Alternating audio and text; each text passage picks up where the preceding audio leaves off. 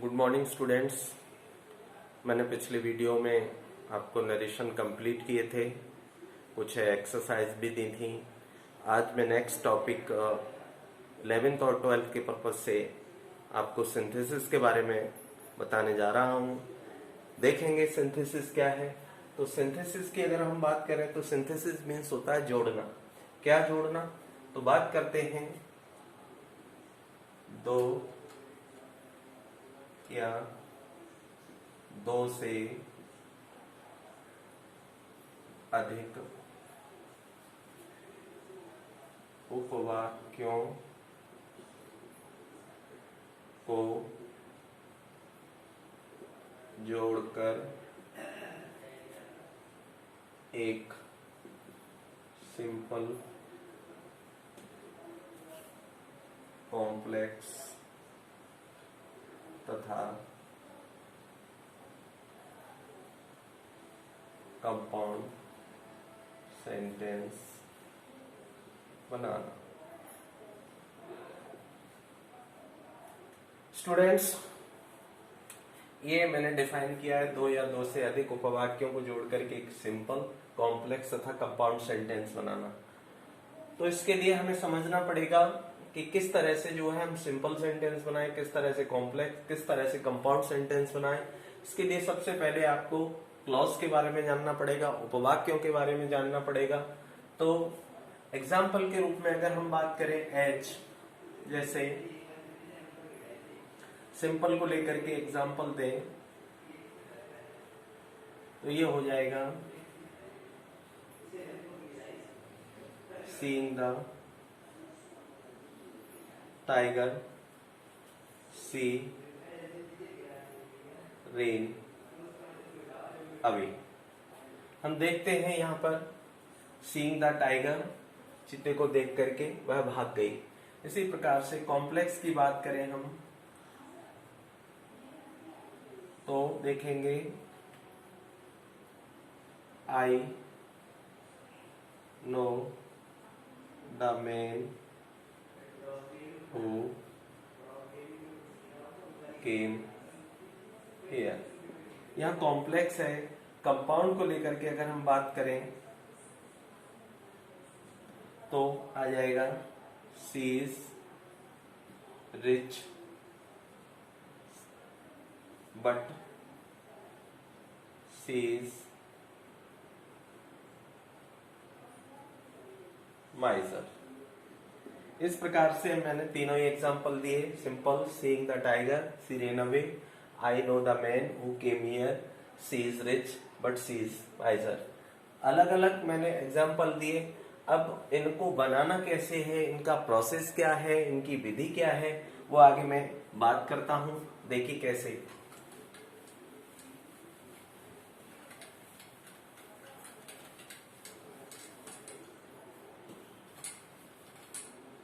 Process को आगे बढ़ाने से पहले हम सबसे पहले क्लॉज के बारे में जान लेते हैं। क्लॉज की अगर हम बात करें तो क्लॉज उपवाक्य होता है।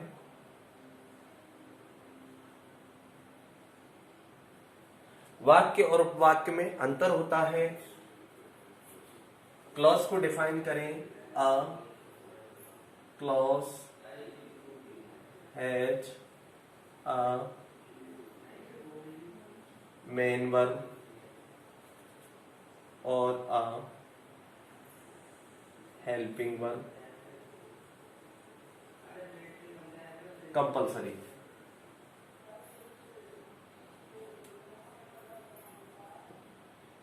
इस प्रकार से देखेंगे, clause has a main verb और ए हेल्पिंग वर्ब कंपल्सरी। एक क्लॉज में, एक उपवाक्य में केवल एक ही क्रिया या एक सहायक क्रिया ही आती है। सेंटेंस में कई सब्जेक्ट आते हैं, कई वर्ब आती हैं, कई ऑब्जेक्ट आते हैं, किंतु क्लॉज में एक ही वर्ब आएगी, एक ही हेल्पिंग वर्ब आ सकती है, as. It is correct, she reads the book. He is a thief. प्रकार से दे आर क्लॉज। ये क्लॉजेस है, एक ही हेल्पिंग वर्ब, एक ही वर्ब, ये एक ही हेल्पिंग वर्ब, इस तरह से क्लॉज होता है। सेंटेंस को लेकर के बात करें तो कई क्लॉजेस से एक सेंटेंस बनता है, जो कॉम्प्लेक्स हो सकता है, कंपाउंड हो सकता है, देखेंगे। नेक्स्ट,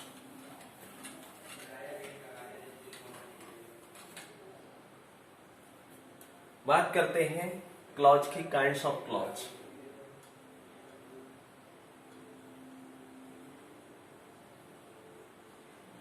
काइंड्स ऑफ क्लॉज की लेकर के बात करें तो देयर आर 3 काइंड्स।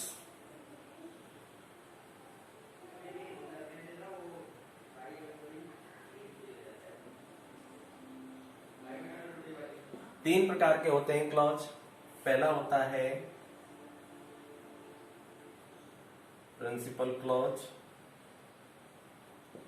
दूसरा होता है सबऑर्डिनेट क्लॉज, तीसरा होता है कोऑर्डिनेट क्लॉज।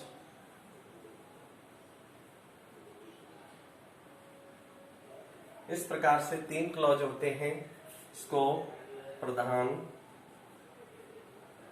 उपवाक्य कहते हैं,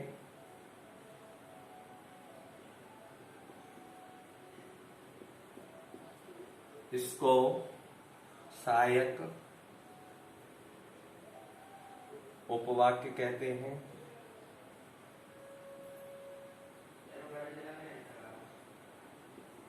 इसको समानपदी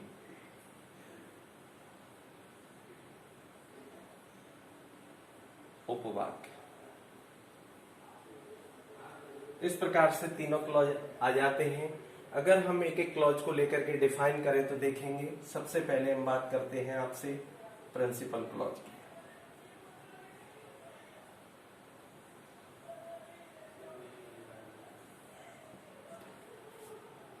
प्रधान उपवाक्य। स्टूडेंट्स, ये प्रिंसिपल क्लॉज होता है, प्रधान उपवाक्य होता है, सेंटेंस में ऑल इन ऑल होता है, सर्वे सर्वा होता है। बात करें, यह है क्लॉज अपने आप में ऑल इन ऑल अर्थात सर्वे सर्वा होता है।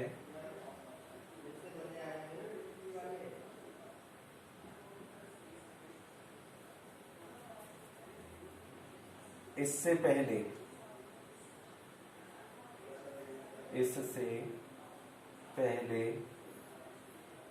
कोई कंजंक्शन नहीं आता है।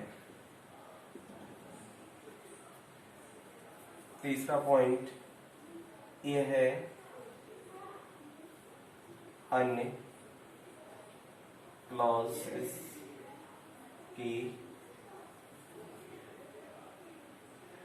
मदद करता है। देखेंगे एग्जाम्पल से।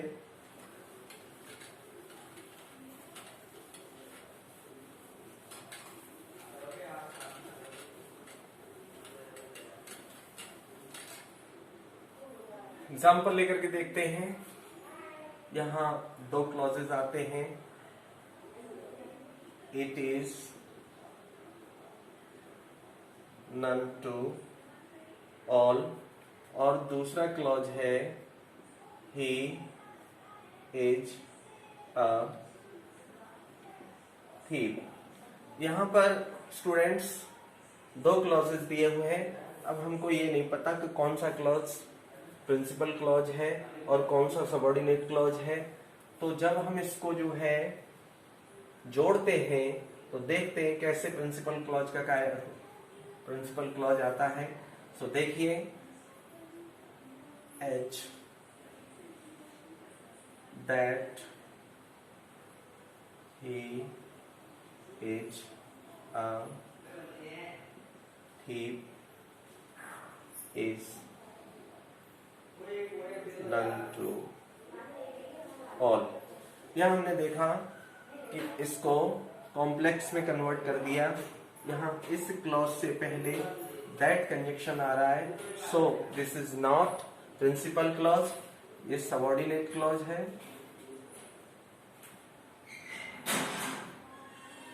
And there is no conjunction before the subject, so this is principal clause.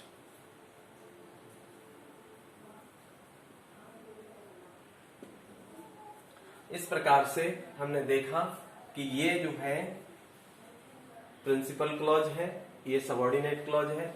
Subordinate clause को लेकर के बात करें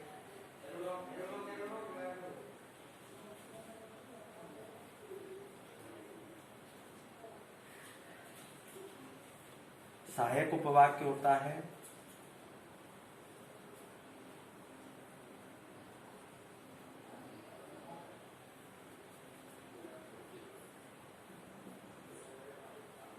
यह है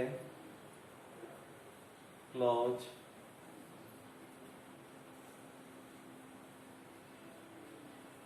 अपने आप में अपूर्ण होता है। यह अपने अर्थ को पूर्ण करने के लिए पीसी का सहयोग लेता है।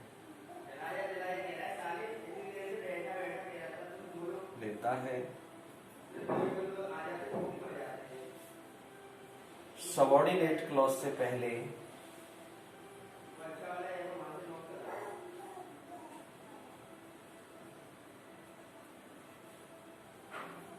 सदैव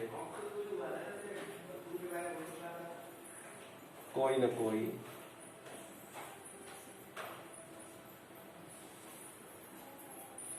कंजंक्शन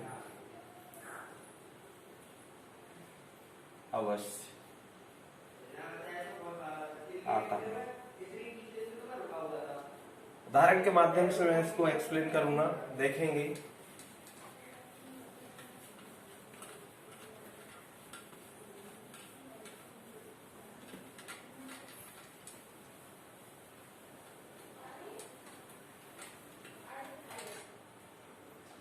H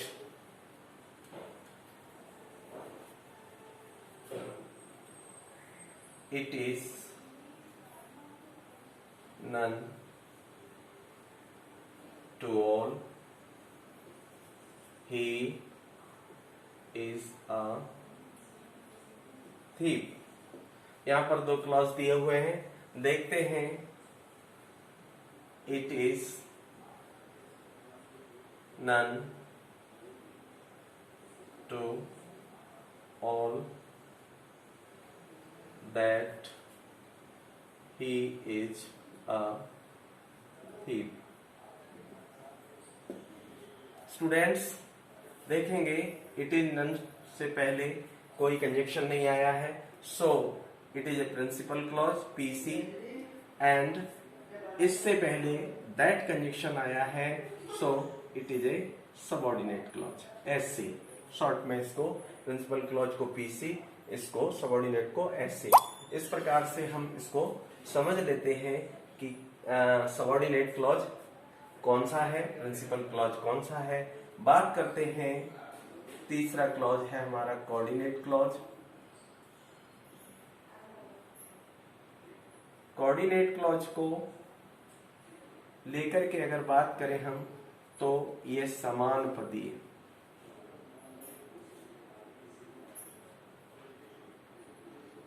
उपवाक्य होता है। यह क्लॉज पीसी के समान पदीय होता है। पीसी के समान पदी होता है जिस क्लॉज से पहले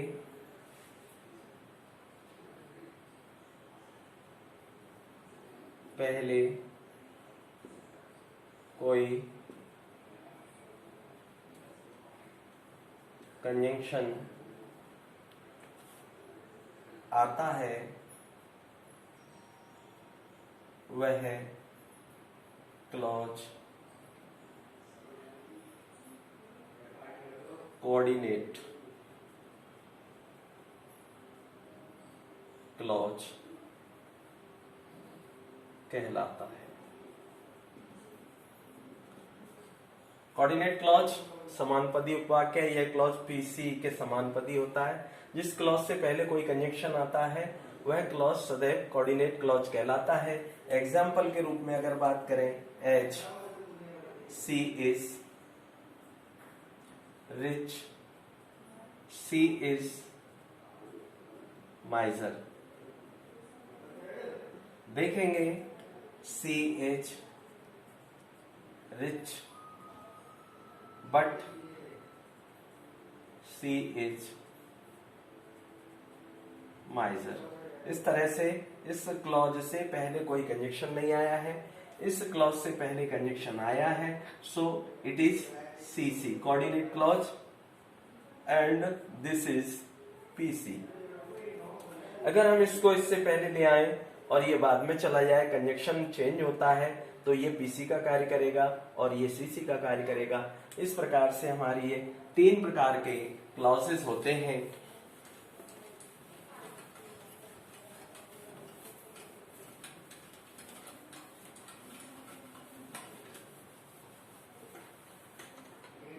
बात करते हैं next simple sentence. Simple sentence को लेकर के अगर हम बात करें तो ये 2 या 2 से अधिक क्लॉजेस से हमेशा बनते हैं। ये 2 या 2 से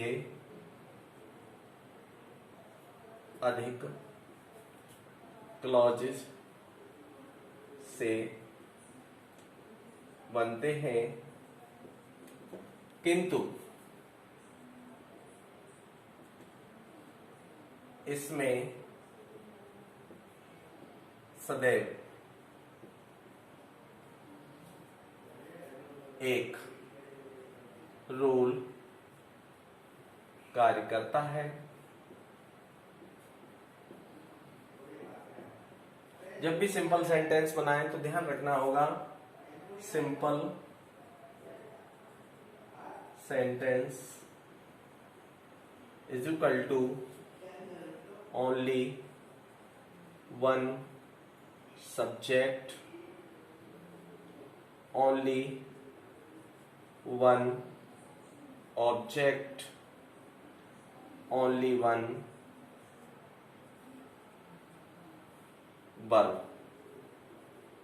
इस प्रकार से देखेंगे ये रूल इसमें लागू होता है। ओनली वन, केवल एक ही कर्ता, एक ही कर्म और एक ही वर्ब आती है। कॉम्प्लीमेंट के रूप में, फ्रेज के रूप में बहुत सारे फ्रेज आ सकते हैं, बहुत सारे कॉम्प्लीमेंट आ सकते हैं। इस प्रकार से हम सिंपल सेंटेंस बनाते हैं। Next complex. Complex is equal to होता है प्रिंसिपल क्लॉज